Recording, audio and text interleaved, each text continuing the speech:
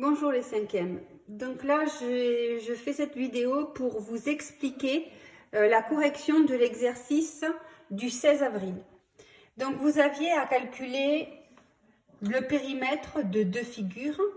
Donc le périmètre de la figure 1, le périmètre de la figure 2. Mais j'avais un peu compliqué, c'est-à-dire que les longueurs données étaient dans des unités de mesure différentes, afin que vous utilisiez le tableau de conversion. Donc, je vais vous expliquer comment on calcule le périmètre de la figure 1. Donc, les périmètres devaient être exprimés en centimètres. Donc, ce que je fais, comme vous avez écrit sans doute dans la leçon, en premier, je convertis tout en centimètres. 5 cm, on est bien d'accord, on ne le convertit pas. C'est déjà en centimètres. Donc, on le laisse tel quel. 60 mm. Je dois le convertir en centimètres, donc je vais utiliser le tableau de conversion.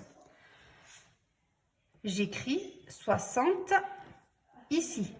Pourquoi? Parce que je veux 60 cm.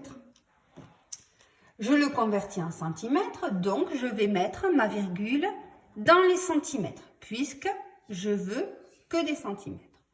Donc 60 mm, ça fera 6,0. Rappelez qu'on a fait les nombres décimaux, on a appris que ça c'était un zéro inutile qu'on pouvait barrer. Donc 60 mm, c'est égal à 6 cm. Ensuite, 3 cm, je ne le convertis pas puisqu'il est déjà en centimètres, donc je le laisse tel quel. 0,07 m. Je vais le convertir en centimètres. Donc j'écris 0,07 mètres. On est bien d'accord? La virgule était là. 0 mètre, 0 et 7.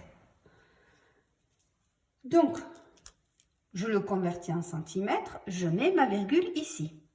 0,07 mètres, c'est égal. Celle-ci disparaît. Hein? La virgule est venue se placer dans les centimètres. C'est comme si là, il y avait un 0.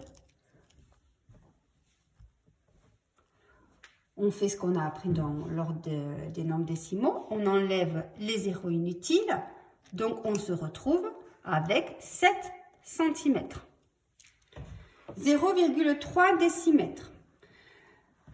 La dernière longueur, je la transforme en centimètres. Donc, d'abord, je l'écris dans le tableau. 0,3, je mets ma virgule de la première longueur, je convertis en centimètres, centimètres ici, donc j'appose ma virgule ici, la virgule est passée de là à là, celle-ci n'existe plus. Donc on se retrouve avec 0,3, comme on a vu, c'est un nombre décimal, 0, 0. Donc on enlève les zéros inutiles et on se retrouve avec 3 cm. Donc 0,3 décimètres est égal à 3 cm. Deuxième étape, je calcule les périmètres. Donc ça veut dire que je vais additionner toutes les longueurs. Le périmètre de la figure 1 est égal à 5 cm plus 6 cm plus 3 cm plus 7 cm plus 3 cm. P égale, donc je fais l'addition de tous ces nombres et je trouve 10, 15, 21, 24 cm. Et voilà, j'ai trouvé en centimètres le périmètre de la figure numéro 1.